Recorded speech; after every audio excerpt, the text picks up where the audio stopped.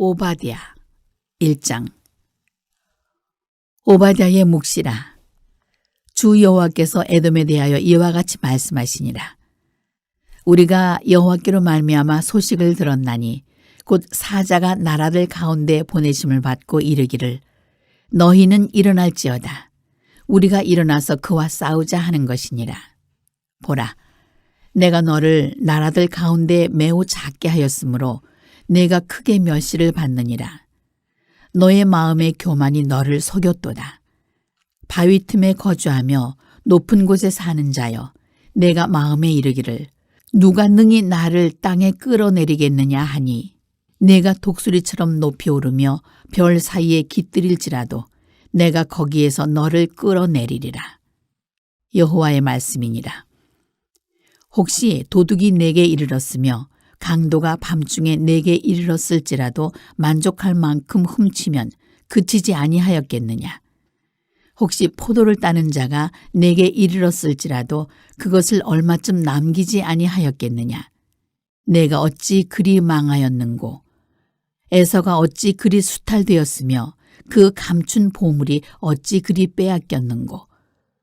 너와 약조한 모든 자들이 다 너를 쫓아 변경에 이르게 하며 너와 화목하던 자들이 너를 속여 이기며 내 먹을 것을 먹는 자들이 내 아래에 함정을 파니 내 마음에 지각이 없음이로다. 여호와의 말씀이니라. 그날에 내가 에돔에서 지혜 있는 자를 멸하며 에서의 산에서 지각 있는 자를 멸하지 아니하겠느냐. 드마나 내 용사들이 놀랄 것이라. 이로 말미암아 에서의 산에 있는 사람은 다 죽임을 당하여 멸절되리라. 내가 내 형제 야곱에게 행한 포악으로 말미암아 부끄러움을 당하고 영원히 멸절되리라. 내가 멀리 섰던 날 곧 이방인이 그의 재물을 빼앗아가며 외국인이 그의 성문에 들어가서 예루살렘을 얻기 위하여 제비 뽑던 날에 너도 그들 중 한 사람 같았느니라. 내가 형제의 날 곧 그 재앙의 날에 방관할 것이 아니며 유다 자손이 패망하는 날에 기뻐할 것이 아니며 그 고난의 날에 내가 입을 크게 벌릴 것이 아니며 내 백성이 환난을 당하는 날에 내가 그 성문에 들어가지 않을 것이며 환난을 당하는 날에 내가 그 고난을 방관하지 않을 것이며 환난을 당하는 날에 내가 그 재물에 손을 대지 않을 것이며 내 거리에 서서 그 도망하는 자를 막지 않을 것이며 고난의 날에 그 남은 자를 원수에게 넘기지 않을 것이니라. 여호와께서 만국을 벌할 날이 가까웠나니 내가 행한 대로 너도 받을 것인즉 내가 행한 것이 내 머리로 돌아갈 것이라. 너희가 내 성산에서 마신 것 같이 만국인이 항상 마시리니 곧 마시고 삼켜서 본래 없던 것 같이 되리라. 오직 시온산에서 피할 자가 있으리니 그 산이 거룩할 것이요 야곱 족속은 자기 기업을 누릴 것이며 야곱 족속은 불이 될 것이며 요셉 족속은 불꽃이 될 것이요 에서 족속은 지푸라기가 될 것이라. 그들이 그들 위에 붙어서 그들을 불살할 것인즉 에서 족속에 남은 자가 없으리니 여호와께서 말씀하셨습니다. 그들이 네겝과 에서의 산과 평지와 블레셋을 얻을 것이요 또 그들이 에브라임의 들과 사마리아의 들을 얻을 것이며 베냐민은 길르앗을 얻을 것이며 사로잡혔던 이스라엘의 많은 자손은 가나안 사람에게 속한 이 땅을 사르밧까지 얻을 것이며 예루살렘에서 사로잡혔던 자들 곧 스바랏에 있는 자들은 네겝의 성읍들을 얻을 것이니라. 구원받은 자들이 시온산에 올라와서 에서의 산을 심판하리니 나라가 여호와께 속하리라. 오늘도 이른 새벽 미명 하나님 품에 나오신 여러분 모두를 주님의 이름으로 축복하고 또 환영합니다. 언제나 희망은 하나님께 있습니다. 할렐루야. 하나님께 가까이 나아가면 우리 삶의 희망의 문이 열려요. 그러나 사람이나 세상을 향해서 날아가다 보면 우리 가운데 다가오는 것은 좌절과 절망, 그리고 근심과 걱정, 염려와 두려움밖에 없다. 오늘도 하나님 품에 나온 여러분 모두를 축복하고 오늘 특별히 이 오바댜 말씀인데, 이 오바다라고 하는 말의 그 이름의 뜻은 여호와의 종이라고 하는 그런 이름을 가지고 있는 것입니다. 사람은 이름대로 되는 경향이 많이 있어요. 그래서 이름을 잘 줘야 되고, 성경에도 보면 하나님이 이름이 중요하기 때문에 이름을 고쳐주시기도 하시는 거예요. 아브라함을 아브라함이라고 하는 열국의 아비로 이름을 고쳐서 그 이름답게 살게 하셨고, 야곱을 이스라엘로 바꿔서 그 이름답게 축복의 자녀의 삶을 살게 하셨어요. 할렐루야. 이 이름을 바꿔주는 경우들이 많이 있죠. 사울을 바울로 이름을 바꿔주시기도 하셨는데, 오늘 오바댜 여호와의 종이라고 하는 이름 그대로 이 사람은 이 어려운 난세에 여호와의 종으로서의 삶을 살았던 인물입니다. 아합, 우리가 잘 알죠. 여자를 잘못 만나서 인생이 망가졌던 인물. 이세벨이라고 하는 이방 여인으로 인해서 자신의 삶뿐만 아니고 나라 전체를 무너뜨리게 되는 이런 끔찍한 주인공 중에 한 인물이 아합이라고 하는 인물인데, 이 아합의 국내 대신의 역할을 감당했던 그런 인물이에요. 그리고 육적으로는 아합의 측근이었습니다. 그러나 그는 하나님의 사람, 여호와께 속한 사람, 여호와의 종이었어요. 그러니 얼마나 힘들었을까. 그래서 그런 아합 측근으로 있으면서 아합의 길을 가지 않았던 사람, 그게 바로 오바댜라고 하는 그런 인물입니다. 여러분, 쉽지 않죠. 모든 사람이 다 이리로 가는데 그리로 가지 않고 이 좁은 길로 간다는 거 쉽지 않아요. 사람들은 다 큰 길을 향해서 간단 말이에요. 다 그래서 우리도 그를 따라간다니까요. 그러나 주님이 우리 가운데 말씀해 주셨잖아요. 여러분, 좁은 길로 가라는 거예요. 그게 생명의 길이라는 거예요. 할렐루야. 많은 경우 많은 사람들이 흠모하며 달려가는 그 길이 사망의 길, 멸망의 길일 가능성이 대단히 높습니다. 언제나 그래요. 세상이 악하기 때문에 그렇죠. 그래서 너희는 이 세대를 본받지 말고 하나님의 선하시고 기뻐하시고 온전하신 뜻이 무엇인지를 분별하도록 하라. 목사님, 다른 사람들도 이렇게 하고 다른 교회들도 이렇게 하고 그런 얘기는 하지 말아요. 여러분, 세상이 다 그리로 가면 여러분 다 그리로 갈 겁니까? 중요한 거, 기준이 세상이 되면 안 돼요. 기준은 하나님의 말씀이어야 합니다. 할렐루야. 그래서 죽은 물고기는 물을 따라서 흘러가요. 그러나 살아있는 물고기는 물을 거슬러 가는 거예요. 우리 그리스도인들은 이 세대에 함몰돼서 세대를 흠모하며 이 세대 앞에서 기쁨과 행복을 연락하며 살아가는 사람들이 아니고 이 세대를 변화시키는 역사, 변혁의 주체로 그런 그리스도인으로 살아가야 돼. 할렐루야. 세상의 모든 교회가 그리로 간다 할지라도 하나님이 아니라고 하면 그리로 가면 안 됩니다.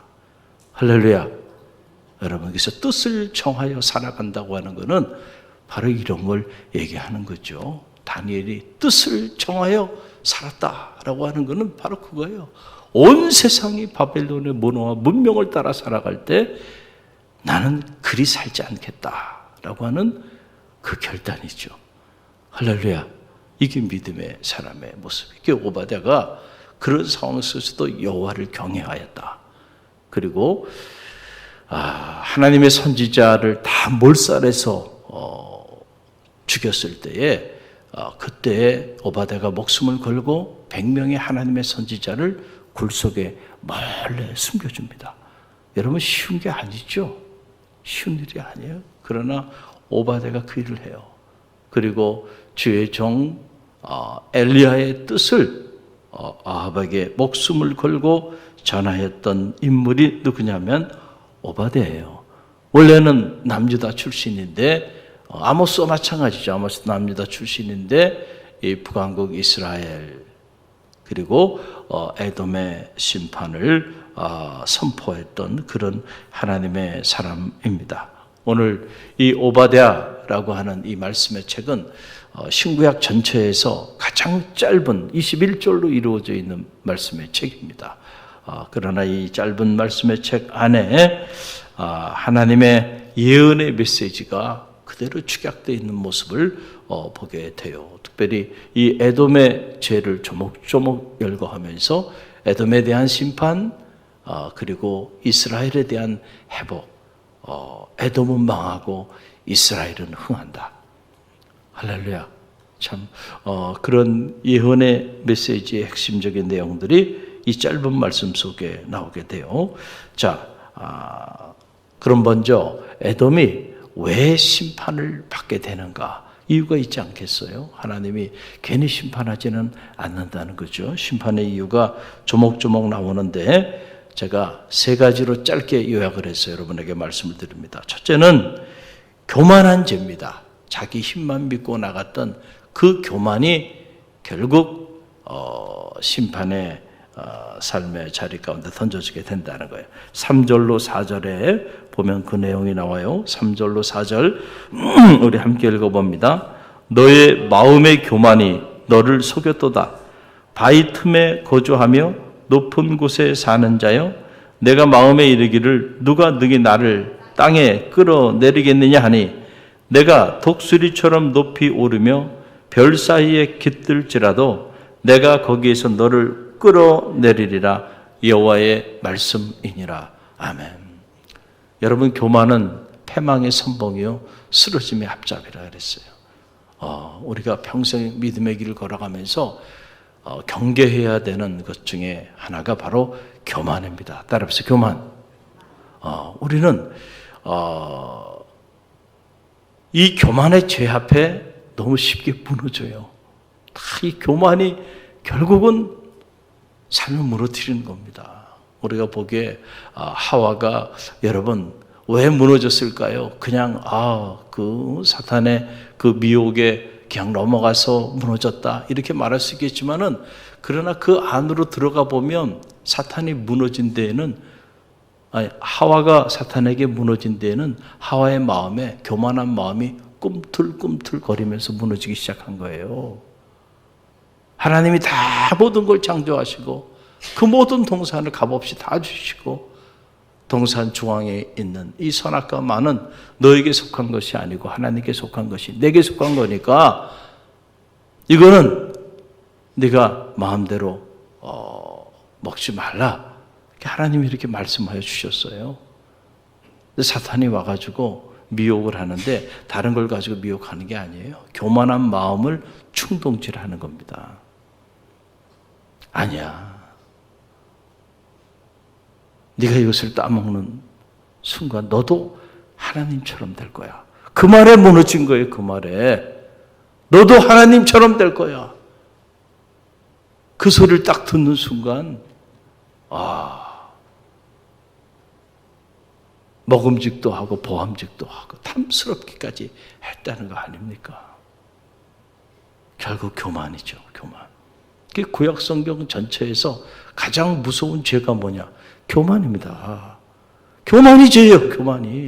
우리는 무슨 가서 사람을 살해하고 무슨 엄청난 범법 행위를 하고 이런 게 죄라고 생각하는데, 사실은 우리의 모든 죄의 그 쓴뿌리에는 교만한 마음이 있습니다. 그래서 여러분 신앙생활 하면서 교만해가지고는 절대 하나님의 축복을 받을 수가 없어요. 사람이 왜 불평하고 원망하는 줄 아세요? 교만하기 때문에 그래요. 그것도요. 이스라엘 백성이 출애굽을 해서 광야를 지나면서 그들이 겸손했다고 한다면 절대로 그렇게 입만 열면 불평과 불만, 목이 곧은 백성으로 살지 않았을 것이란 말이죠. 할렐루야. 교만한 사람은 불평과 원망을 해요. 겸손한 사람은 늘 감사와 찬양이 나와요. 할렐루야. 은혜의식을 가지면 겸손해져요. 그러나 이 은혜의식을 망각하면 교만해집니다. 내 힘으로 내가 살아왔다고 생각해요. 내가 누군데? 그때부터 무너지는 겁니다. 그때부터 무너지는. 그래서 가장 무서운 죄가 뭐냐? 구약 성서의 가장 무서운 죄, 그 죄는 다른 게 아니에요. 교만이에요. 자기 바벨탑을 쌓는 거예요. 우리의 이름 하늘에 닿게 하자. 교만이죠. 결국 인간은 수없이 자기 바벨탑들을 쌓고 있단 말이에요. 결국 그 교만이 삶을 무너뜨리는 겁니다. 이 교만을 조심해야 돼요.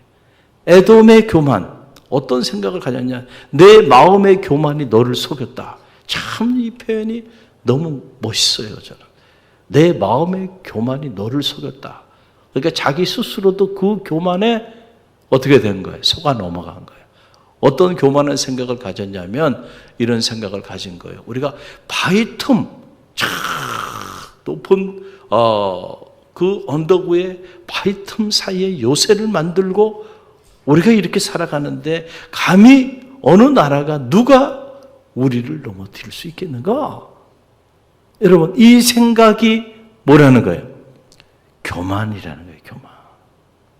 여러분, 이 교만이 이래서 무섭다니까요. 이렇게 스물스물 우리의 마음속에 들어오기 시작해요. 내가 이만한 재산을 가지고 있는 사람인데, 내가 이만한 업적을 이룬 사람인데, 내가 이만한 봉사와 섬김을 한 사람인데, 내가 직분이 이런 사람인데, 여러분, 그게 자기를 무너뜨리는 거예요. 교회도 교만해지면 안 돼. 우리 교회가 역사가 얼마나 되고, 교회 예산이 얼마나 되고, 얼마나 대단한 인물들이 많이 있고, 여러분, 교회가 그걸 자랑하면 되겠어요, 안 되겠어요? 그걸 믿고 그 힘으로 버텨온 겁니까? 그 교회가 아니죠. 교회가 아니죠. 오직 주님만을 자랑할 수 있어요. 할렐루야. 주님만을 자랑해. 주님의 교회죠. 그 에돔이 그런 생각을 품고 있었던 거예요. 그러니까 하나님이 뭐라고 말씀하시냐면은 이렇게 표현하는 거예요. 내가 독수리처럼, 그러니까 에돔을 얘기하는 거예요. 에돔, 내가 독수리처럼 높이 오르며 별 사이에 깃들일지라도, 여러분, 독수리처럼 창공에 높이 가 있어. 저 별과 별 사이에 거한다 할지라도 내가 거기까지 가서 너를 끌어내리리라. 그런 교만한 마음을 가졌네. 네가 무너지는지 안 무너지는지 어디 한번 보자는 거죠. 할렐루야. 하나님이 지켜줘야 되는, 오늘까지 살아온 것도 하나님이 돌보시고 지키신 은혜로 살아온 거예요. 그 은혜의식이 있는 사람은 마음속에 이런 교만한 생각을 가질 수가 없다는 거예요. 에돔의 첫 번째 죄입니다. 이것이. 자, 두 번째 에돔이 심판받을 수밖에 없는 죄는 바로 뭐냐면은 자신의 지혜만을 의지한 죄예요. 자, 이게 8절 말씀이죠. 8절 함께 읽어봅니다. 여호와의 말씀이니라. 그날에 내가 에돔에서 지혜 있는 자를 멸하며 에서의 산에서 지각 있는 자를 멸하지 아니하겠느냐라고 하는 거예요. 여러분, 자칭 지혜가 있다, 지각이 있다라고 하는 사람들이 우리도 모르는 사이에 보면 하나님의 지혜보다 자신의 지혜가 더 놀라워요. 그래서 어떤 일들을 계획하고 추진할 때도 보면 항상 자기 지혜가 앞서가요. 그러니까 내 지혜대로 생각하고 내 지혜대로 판단하죠. 그리고 내 지혜대로 일을 다 추진해요. 왜 그럴까요? 하나님의 지혜보다 내 지혜가 더 높다고 생각하기 때문이야. 물어보면 아니에요. 하나님의 지혜가 훨씬 높으시죠. 말로는 그렇게 말을 해요. 그러나 실제로는 그렇게 생각하거나 믿고 살아가지 않습니다. 정말로 하나님의 지혜가 나의 지혜보다 더 높다고 생각한다고 한다면 하나님께 나와 먼저 지혜를 구하겠죠. 할렐루야. 어떤 일을 추진할 때, 사업을 추진할 때, 그리고 중요한 결정을 내려야 될 때 내가 내 임의대로 다 결정을 막 내립니까? 한 번의 잘못된 선택이 결국 돌이킬 수 없는 어려움을 가져오게 되는데 절대로 그럴 수가 없죠. 하나님께 나와 하나님 지혜를 구하는 거예요. 하나님 이런 문제가 있는데 어떻게 해야 될까요? 저에게 지혜를 주옵소서. 할렐루야. 그럴 때 하나님께서 당신의 지혜를 우리 가운데 주시는 거죠. 할렐루야. 근데 실제로 많은 경우 보면 하나님보다 우리가 언제나 앞서가잖아요. 기도보다 언제나 앞서간단 말이에요. 그런 사람들은 심판의 대상이 되는 거예요. 어쩔 수가 없습니다. 왜냐하면 하나님의 뜻과는 아무런 관계없이 자기 임의대로 판단하고 자기 임의대로 생각하고 자기 임의대로 자기 인생의 집과 성을 쌓고 있으니까 잘 되리라 말씀의 근거에서 본다면 잘 되지 않습니다. 여러분. 잘 될 수가 없습니다. 그래서 늘 우리가 이 겸손이라고 하는 것과 또 자기 지혜만을 의지한다고 하는 거, 여러분, 이게 자기 지혜만을 의지하는 사람이 어떻게 겸손할 수 있겠어요? 교만할 수밖에 없죠. 그래서 이 교만과 자신의 지혜만을 의지하는 이 사람은 다 한 묶음입니다. 다 같은 까퉁이에요. 같은 종이에요. 심판의 대상이 될 수밖에 없다. 또 세 번째 에돔이 무너진 이유는 바로 뭐냐면 형제가 어려움을 당하고 있는데 그 어려움을 당하는 형제를 외면할 정도가 아니고 오히려 앞장서서 어려움 당하는 형제를 힘들게 했던 죄, 이 용서가 안 되는 거예요. 그래서 이 11절로 14절 말씀이 그 내용인데요. 11절로 14절 함께 읽어봅니다. 내가 멀리 섰던 날 곧 이방인이 그의 재물을 빼앗아가며 외국인이 그의 성문에 들어가서 예루살렘을 얻기 위하여 제비 뽑던 날에 너도 그들 중 한 사람 같았느니라. 내가 형제의 날 곧 그 재앙의 날에 방관할 것이 아니며 유다 자손이 패망하는 날에 기뻐할 것이 아니며 그 고난의 날에 내가 입을 크게 벌릴 것이 아니며 내 백성이 환난을 당하는 날에 내가 그 성문에 들어가지 않을 것이며 환난을 당하는 날에 내가 그 고난을 방관하지 않을 것이며 환난을 당하는 날에 내가 그 재물에 손을 대지 않을 것이며 내 거리에 서서 그 도망하는 자를 막지 않을 것이며 고난의 날에 그 남은 자를 원수에게 넘기지 않을 것이니라. 자, 그런데 에돔, 에서의 후손이죠. 그리고 이스라엘은 요셉의 후손, 야곱의 후손인데 서로 형제란 말이죠. 그런데 지금 이런 일들을 벌렸다라고 하는 사실입니다. 많은 이방인들에게 어려움을 당하고 고난을 당하고 고통을 당할 때 오히려 형제가 고통당하는 모습을 보고 기뻐했다. 그리고 형제가 약탈당하는 그때에 자신들도 함께 앞장서서 약탈했다는 거예요. 여러분, 우리 옛말에 사돈이 땅을 사면 배가 아프다 그랬죠. 이게 에돔 같은 신보입니다. 사돈이 땅을 사면 기뻐해야 돼요. 할렐루야. 사촌이 땅을 사면 기뻐해야 돼요. 성도 간에 누가 좋은 일이 가정에 있다 그러면 충심으로 기뻐할 수 있어야 돼요. 가만히 보면 슬픈 일에는 함께 슬퍼들 해요. 그런데 기쁜 일에는 진심으로 기뻐하지 못하더라고요. 내가 보니까 그래요. 그래서 슬픈 소식은 전하지 말라 그래도요, 그 다음날 다 전파가 됩니다. 그런데 어느 집에 누가 또 자녀가 또 이렇게 잘 됐다 그러면 절대로 전하지 않습니다. 입을 딱 다물고 있습니다. 야, 그리고 오히려 등을 확 돌립니다. 그리고 더 나가서 괜히 흠집을 냅니다. 있지도 않은 일들을 가지고 막 모함을 합니다. 그게 에돔의 심보라니까요. 그러니까 우리 그리스도인들이 이렇게 살면 안 돼요. 이렇게 살면 여러분 삶의 자리에 축복의 문이 열리는 게 아니에요. 할렐루야. 슬퍼하는 자들과 함께 슬퍼하고 기뻐하는 자들과 함께 기뻐해야지. 특별히 형제가 이렇게 어려움을 당하고 있는데 그때 오히려 그 잘 됐다 그러면서 기뻐하고 노래하고 더 나가서 형제가 약탈당하는데 도와주지 못할 망정 거기에 선봉장이 돼서 함께 약탈, 이 용서가 되지 않는다.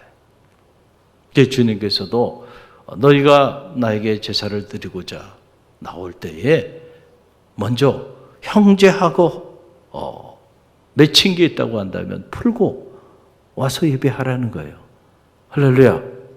하나님을 사랑하는 일, 이웃을 사랑하는 일, 이것이 모든 계명의 요체 아닙니까? 우리 그리스도인들의 하나님을 온 마음을 다해 사랑하고 그리고 내 이웃을 내 몸처럼 사랑하라라고 하는 것이 모든 계명의 요체인데, 여러분 형제가 고난당하고 있는데 그렇게 돌보지 않고 오히려 형제를 박해하고 그 형제의 고난을 기뻐한다. 용서가 되지 않아. 그게 세 가지입니다. 하나는 교만한 마음, 또 하나는 자기 지혜만 의지했던 이 마음, 그리고 형제의 고난을 돌보지 않은 마음. 3. 여러분 이것이 에돔이 하나님의 심판을 면하기 어려운 그런 제목들이라는 거죠. 우리 간에 어떤 경우에도 이런 죄가 자리하지 않게 되기를 간절히 바랍니다.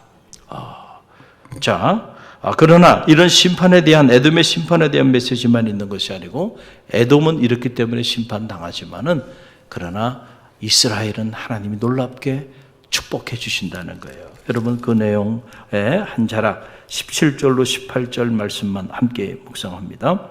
오직 시온 산에서 피할 자가 있으리니 그 산이 거룩할 것이요 야곱 족속은 자기 기업을 누릴 것이며 야곱 족속은 불이 될 것이며 요셉 족속은 불꽃이 될 것이요 에서 족속은 지푸라리가 될 것이라. 그들이 그들 위에 붙어서 그들을 불사를 것인즉 에서 족속에 남은 자가 없으리니 여호와의 말씀이니라.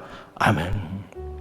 에서 족속, 즉 에돔은 망하고 그리고 야곱 족속, 즉 이스라엘은 흥하게 되는 이런 놀라운 역사가 이 짧은 말씀 안에 고지되어 있는 걸 보게 돼요. 내가 행한 그대로 내가 내게 보응하리라. 중요한 것은요, 오늘 우리가 어떤 삶을 살아가고 있느냐라고 하는 사실이에요.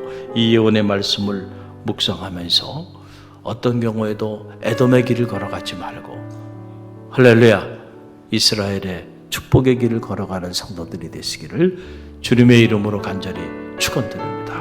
오늘 주신 말씀 붙잡고 우리가 기도합니다.